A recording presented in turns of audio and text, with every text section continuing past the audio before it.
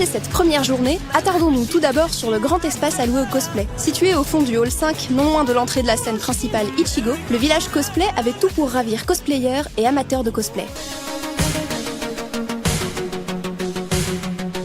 Cette année encore, Japan Expo a fait le nécessaire pour agrandir cet espace très apprécié par les visiteurs. Comme à son habitude, la scène Kitsune permettait à tous les cosplayers du salon de pouvoir défiler de manière libre et sans avoir à participer au concours.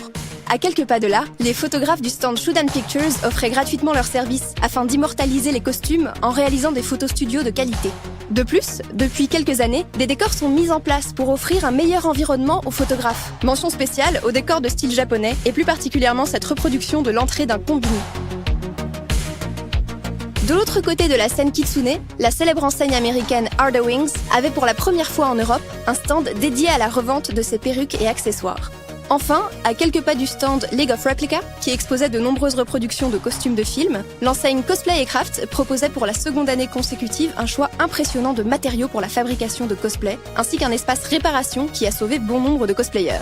Chaque jour, ils allouaient un espace à leurs ambassadeurs composés de cosplayers reconnus. Ce système, mis en place depuis peu suite à de nombreuses demandes, est une manière pour les fans de pouvoir les rencontrer et discuter avec eux.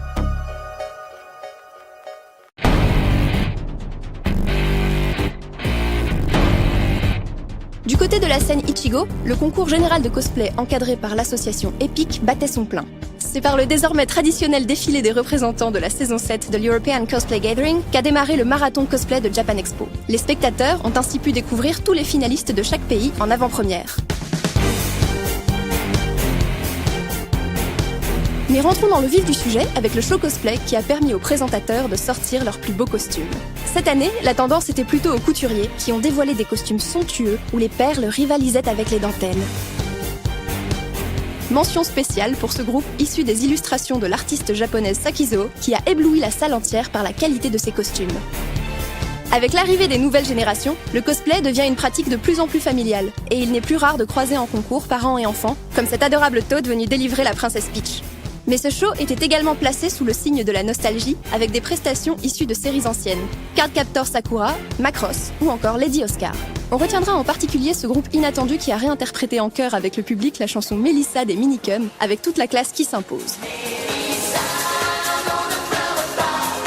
Nul doute que cette prestation aura marqué le public. Enfin, après les rires viennent les pleurs lors du passage de ce groupe One Piece qui a interprété avec un jeu d'acteurs saisissant la fin tragique du frère de Luffy. Une scène inoubliable pour tous les fans et une prestation qui aura ému et fait vibrer toute la salle. C'est ainsi que se termine cette première journée. On y note un effort accordé à l'espace cosplay qui s'agrandit à chaque édition et un bon show qui laisse présager le meilleur pour les jours suivants.